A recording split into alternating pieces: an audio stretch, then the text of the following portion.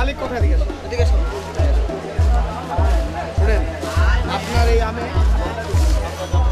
Formalin পাইছি, ঠিক আছে? এই আমগুলা মানুষের আমরা গোডাউনটা সিল করলাম, ওটা এসে এটা পরীক্ষা করবে, আপনার যা যে জরিমানা আমার ম্যাজিস্ট্রেট করবে, দোকানদার আমগুলা বিক্রি করতে পারবে। এই চাবিটা তোমাদের কাছে রাখো। না না না, এটা আমে ফরমালিন পাওয়া গেছে, কিচ্ছু করার নেই। আচ্ছা সব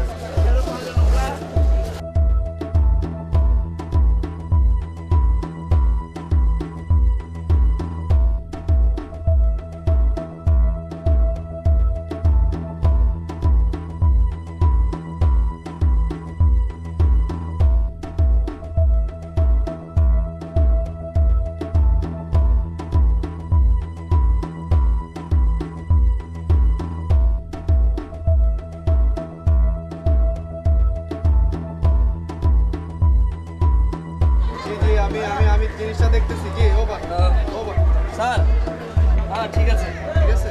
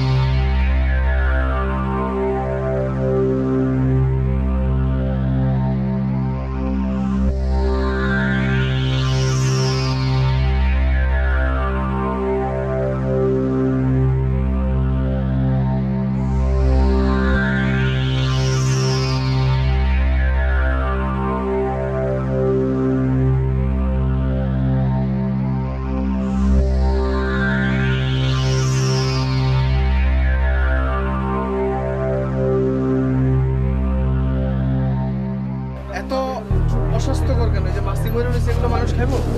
এটা পরিষ্কার হবে, এগুলা পরিষ্কার করে জাল দিয়ে মানুষের খাওয়াবে, একদম ক্লিয়ার হয়ে যাবে, ক্লিয়ার হয়ে যাবে, কোনো অসুবিধা নাই। একটু খাইয়া দেখেন আমার।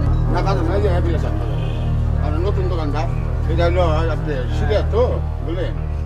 এখন এই মাছি সহ সিরা আপনি খাইয়া দেখেন আম করে এটা পা মানুষকে কেমনে খাওয়াবেন আপনি? না না, আপনি মাছি সহ এরকম কালার কেন?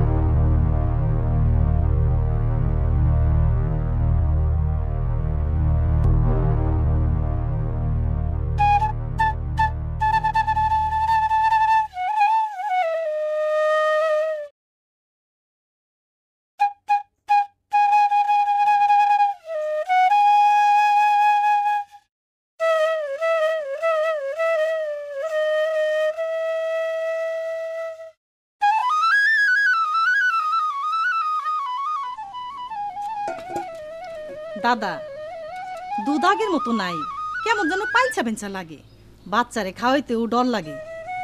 ডরের কোনো কারণ নাই রে দিদি, দুধ পানছে মানছে লাগে তাই তোমার বাচ্চার কোনো ক্ষতি হইব না। কি করবা দিদি, সব খাদ্য ভেজাল। গাভীরে যা খাওয়াই তাও ভেজাল। ভেজাল খাদ্য খাইয়া দুধ পাঞ্চ হয়ে গেছে। ভেজালে ভেজালে সারা দুনিয়া ছয় লাভ। শুধু ভেজাল নাই, ওই মিথ্যা কথা। দাদা আপনিও দুধে পানি মিশান? সি সি সি দিদি, এ কি কর?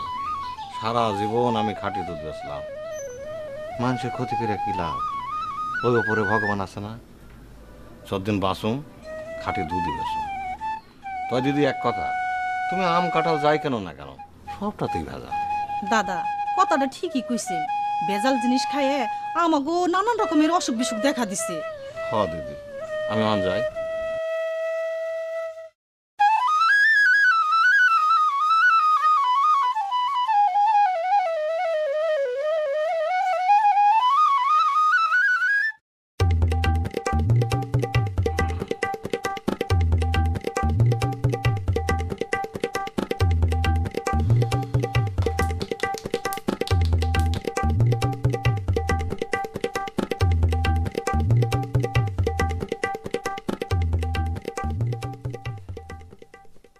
ওই বেটা ঠিক মতো ধর। কাম করার সময় খালি মন বাইরম বাইরম করে। হ্যাঁ ঠিক মতো ধর বেটা। বাজান আমি এসব কাম করুম না, স্কুলে যাম। স্কুলে যাইবা? স্কুলে যাইবা? হ্যাঁ হ্যাঁ কাম ঠিক বেটা, লেখাপড়া করে কি করবি? হ্যাঁ বাজান তোমার এই ভেজাল ভেজাল ব্যবসা আমি শিখুম না। সরাই একদম দাঁত ফলা একদম বেটা ফাজিল। আরে পোলাটা ধকতেছো কেন? ও তো ঠিক কথাই কইছে।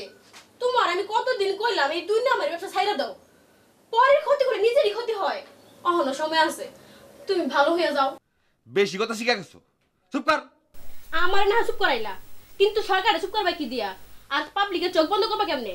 হ্যাঁ সরকারের আর পাবলিকের তো খায়া কাম নাই। আমি এখানে কলা কেমনে পাকাইতেছি এটা দেখার লেগে গায়ে বই রয়েছে। এত বছর আমার লাগে থেকে এগুলি শিখছস। হ্যাঁ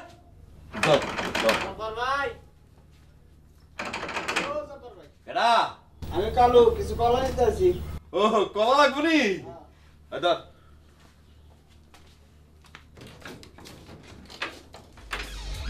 জব্বার মিয়া, কলা এত ঘামছে কে? গরম তো তার নাম গাইবে গেছি। এই সেন্ট্রি ইয়েস স্যার। হ্যান্ডকাপ লাগাও। কলার ভিতরে ভেজাল দাও। হ্যাঁ স্যার গো, স্যার ও স্যার ও মাফ করে দেন স্যার। স্যার জীবনে করবো না স্যার। কোটে কোটে যায় মাফ স্যার। ও বউ তখনই খুশি আসো বউ, আসো আসো ও বউ আমার বাজার।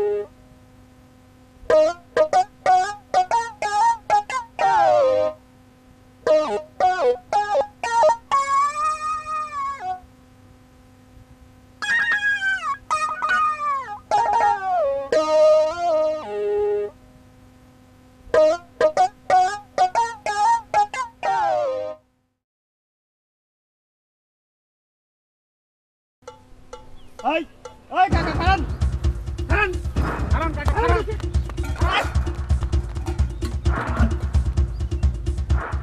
সারা জীবন দুধে পানি মিশাইছো, এইবার তোমারে পানি দিয়ে আমি গোসল করাবো। চল ওরে থানায় নিয়ে চল। চল। আমি জীবনে পানি মিশাই না, এই প্রথম মিশাইছি। হ্যাঁ প্রথম পুলিশের ডান্ডা পড়লে প্রথম কোনটা আর দ্বিতীয় কোনটা এবার দেখ।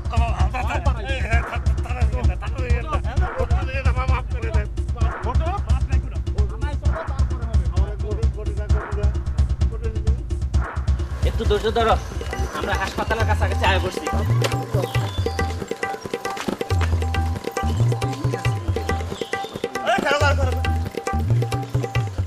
সময় গাড়ি নিয়ে যেতেছেন? আরে তোমার বাবেরে হাসপাতাল নিয়ে যাইতেছি। কি লাগে, কি হয়েছে? আরে বাজার থেকে মাছ আনছিলাম, ওই মাছ খাই এই অবস্থা। ও বুঝতে পারছি, এই ফরমালিন দেওয়া মাছ। ওই বয়ে তো। ঠিক আছে, চলেন হাসপাতালে দিয়া আমরা থানায় যাব। আচ্ছা চলো চলো ধরো ধরো ধরো।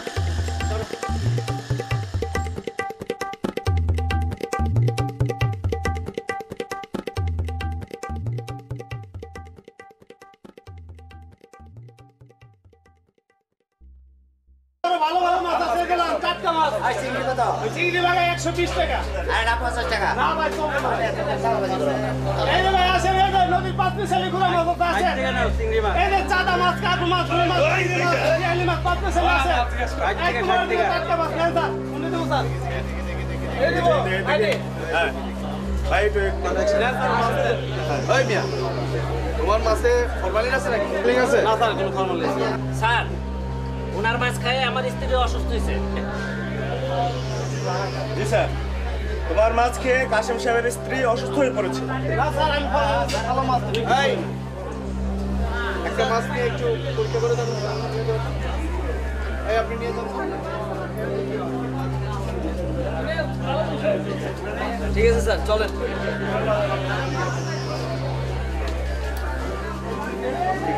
একদম তাজা মাছ আছে, দেখেন অরিজিনাল নদীর মাছ। স্যার, ফরমালিন পাওয়া গেছে স্যার।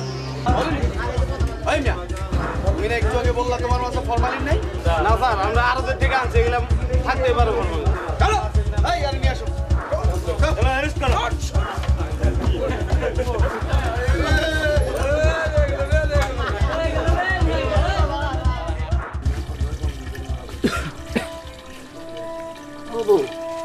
ওরে এই ব্যবসা মনে হয় বেশি দিন করান যাবো না, গলা বুক জলে।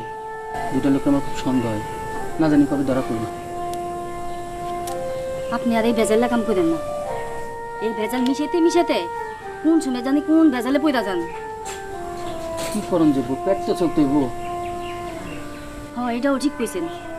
লন এই ডিল নিয়ে যান, আজকের মতো বেচা আইন। যাই, করার আছে। দাও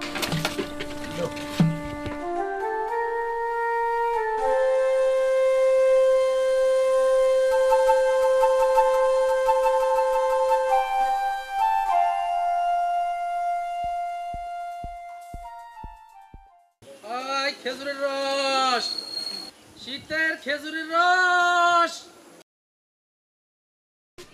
বেটা, তুই রস খাবি? বাহ, পাইছি একটা।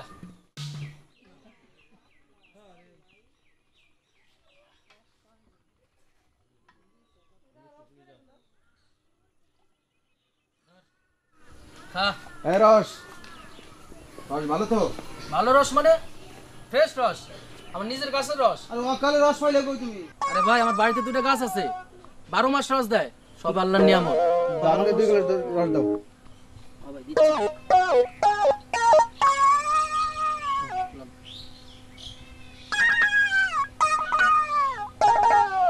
খাঁটি রস।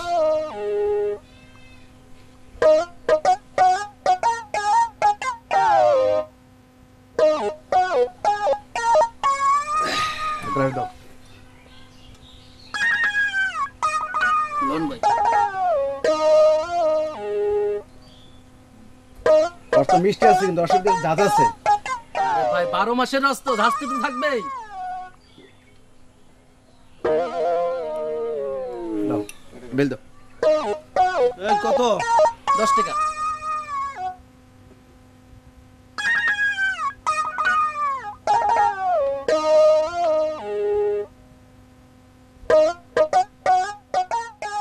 একটু ঝাঁজ লাগতেছে, মনে হয় রসের ভিতরে ভেজাল আছে। আমারও সন্দেহ হইতেছে। এই রসাই, ওই দাঁড়াও, দাঁড়াও, দাঁড়াও।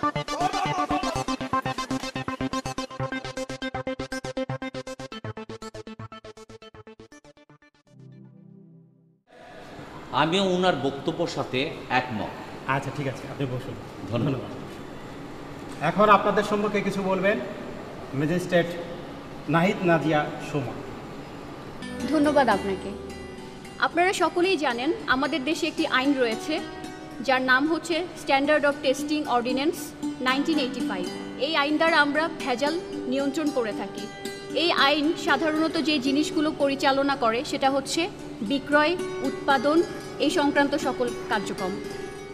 এই আইনে আমরা যেটা পাই সেটা হচ্ছে যে যদি কোনো ব্যক্তি খাদ্যদ্রব্যে কোনো কিছু মিশ্রণ করে সেই ক্ষেত্রে আমরা তাকে ভেজাল পণ্য হিসেবে ধরে নিব, এবং যদি সেটা অনুমতি না নিয়ে বাজারজাত করা হয় সেই ক্ষেত্রে আমরা তাকে ভেজাল পণ্য হিসেবে গ্রহণ করে থাকব।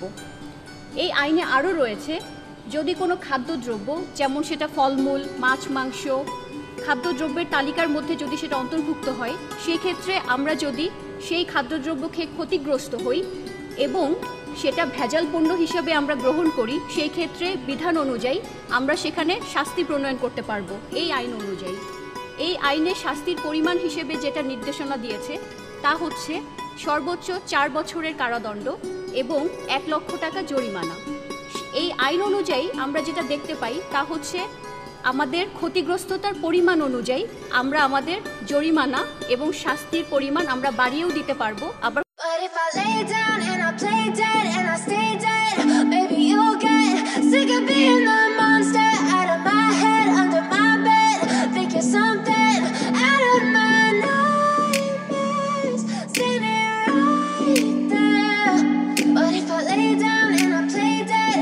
সারা দেশে ভেজালে ছেয়ে গেছে। ফলমূল থেকে শুরু করে নানান ধরনের ভেজাল পণ্যে বাজার সয়লাভ, যা গ্রহণ করলে আমাদের মানবদেহে নানান ধরনের ক্ষতি হয়, জটিল এবং কঠিন রোগে আক্রান্ত হচ্ছি আমরা। বর্তমান সরকার এইসব ভেজাল প্রতিহত করার জন্য নিরলসভাবে কাজ করে যাচ্ছে। আমাদেরও দায়িত্ব আছে, নিজ নিজ অবস্থান থেকে সরকারকে সহযোগিতা করতে হবে। আসুন ভেজালের বিরুদ্ধে রুখে দাঁড়াই, সামাজিক আন্দোলন গড়ে তুলি, তাহলে ভেজাল মুক্ত দেশ আমরা গড়তে পারব।